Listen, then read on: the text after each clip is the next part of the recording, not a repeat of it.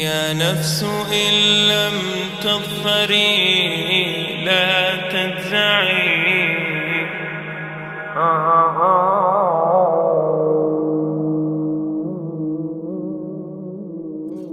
All the praise is for Allah, who is the author of all existence and the most generous to his creation, while he is also the all-compelling. He is the only one worthy of our worship, having no partners, no associates, no sons, no daughters, no one whom he must consult, and no one or anything which has any comparison with him.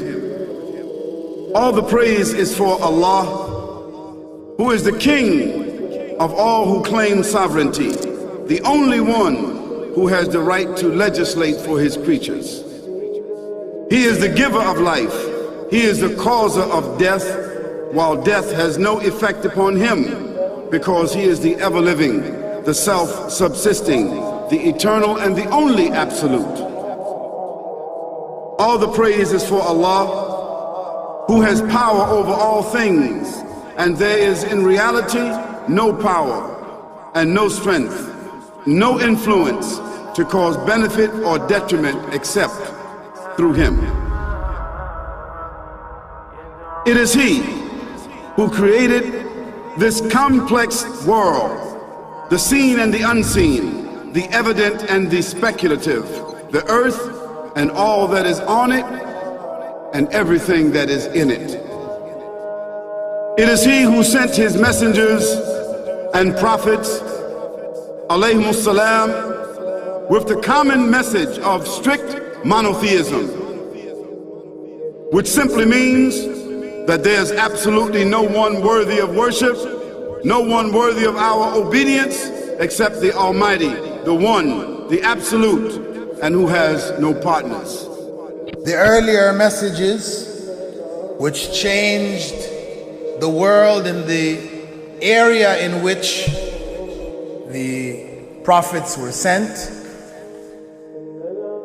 those messages we know have changed, and even the prophets who brought them, their names are now lost. We just know in general because Allah told us in the Quran, وَلَقَدْ بَعَثْنَا فِي كُلِّ أُمَّةٍ رَسُولًا أَنْ يَعْبُدُوا اللَّهَ وَاجْتَنِبُوا الطَّاغُوتَ. I've sent to every nation a messenger, calling people to worship Allah alone and to avoid the worship of false gods. This essential message has been preserved in Islam in a way that it was never preserved before. Not because the message was different, because it was the same message, but because of the fact that there would be no other prophets who would come after Muhammad sallallahu alaihi wasallam. So therefore that message now had to be protected. It had to be preserved in a way none of the earlier messages were preserved. I'm an atheist. What you say you have come to know 40 years back, and what you call the Big Bang is already mentioned in the book which I read, the glorious Quran. It's mentioned 1400 years ago in Surah Anbiya, chapter number 21, verse number 30, which says, Avalam yaral lazina kafaru. Do not the unbelievers see anna samawati wal arda kanat ratkan fataqnahuma, that the heaven and the earth were joined together and we clove them asunder.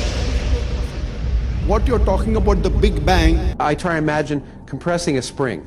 I push it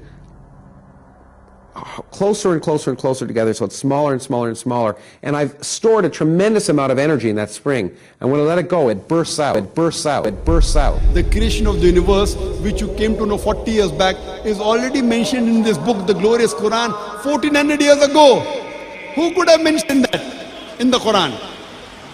So the atheists will say, maybe someone wrote, maybe it's a fluke, maybe it's a guesswork. A human being, regardless of who they are, or where they are, or what they do, will have this curiosity. They'll want to know, why am I here? How did I get here?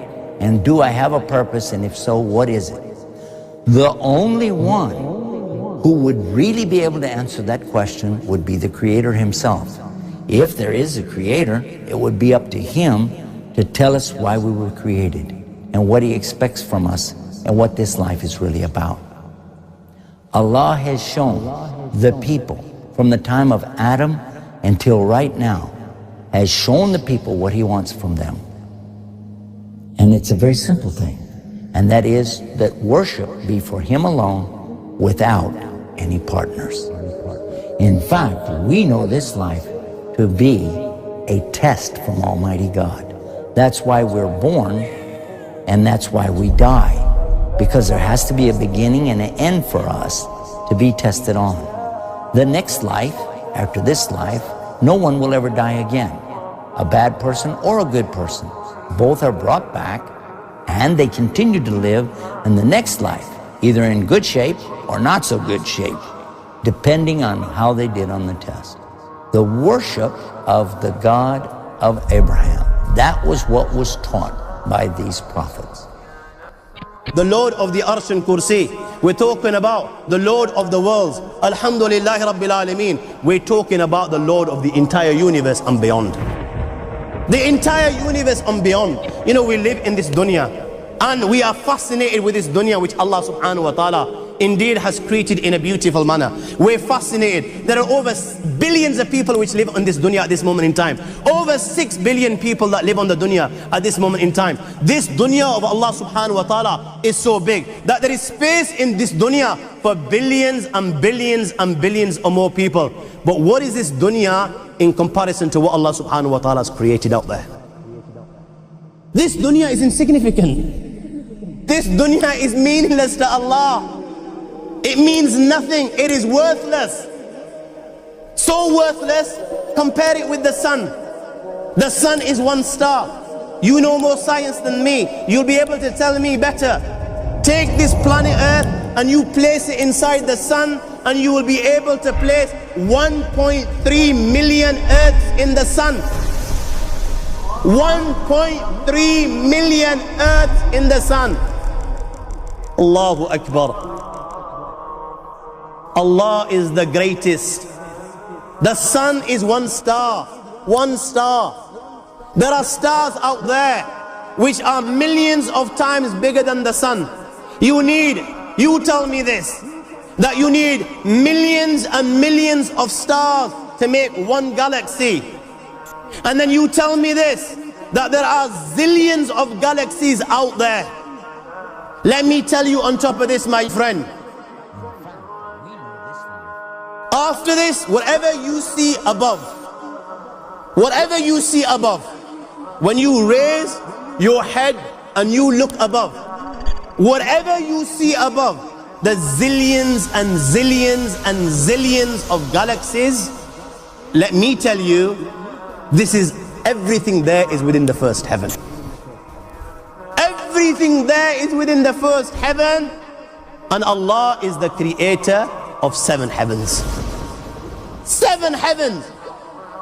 And the distance between the first heaven and the second heaven is 500 years. You know, the distance that can be covered in 500 years, at what speed? Only Allah knows. Only Allah knows. But it will take 500 years to get from the first heaven to the second heaven. 500 years from the second to the third, third to the fourth, fourth to the fifth, fifth to the sixth, sixth to the seventh. Every time it will take 500 years. After the 7 heavens,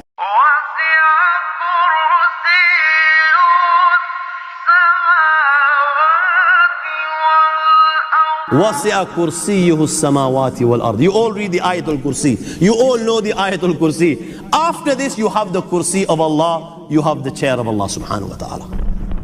You know these 7 heavens that we've just talked about, in comparison to the Kursi of Allah, they're non-existent. They're meaningless. Rasulullah ﷺ has given an example in a hadith just to give us a little bit of understanding with regards to the 7 heavens in comparison to the kursi of Allah. Take a ring from your finger, take it off, the small ring that you have, and place it, let's say, in a desert, the Sahara Desert. It's the biggest desert in the world. You know that ring that we take off from our fingers and place it in the Sahara Desert? What comparison is in between the ring and the Sahara Desert? Nothing. Nothing. The 7 heavens is the ring, and the kursi of Allah is the Sahara Desert. After the kursi of Allah, you have the arsh of Allah. وَكَانَ أَرْشُهُ عَلَى الْمَاءِ.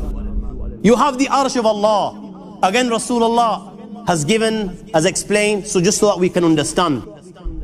Take the ring, place it in the desert.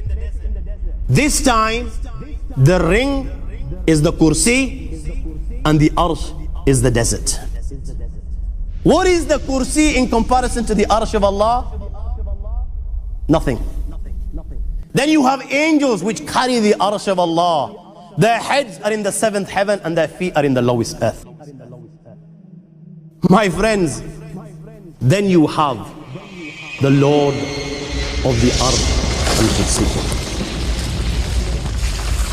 لا تدركه الأبصار ويدرك الأبصار وهو اللطيف الخبير. He is beyond the size of Allah, who Allah is, what Allah is. The greatness of Allah is beyond the comprehension of my little mind. This is the being that you and I are messing with. الله لا إله إلا هو الحي القيوم لا تأخذه سنة ولا نوم له ما في السماوات وما في الأرض من ذا الذي يشفع عنده إلا بإذنه يعلم ما بين أيديهم وما خلفهم ولا يحيطون بشيء من علمه إلا بما شاء وسع كرسيه السماوات والأرض ولا يؤوده حفظهما وهو العلي العظيم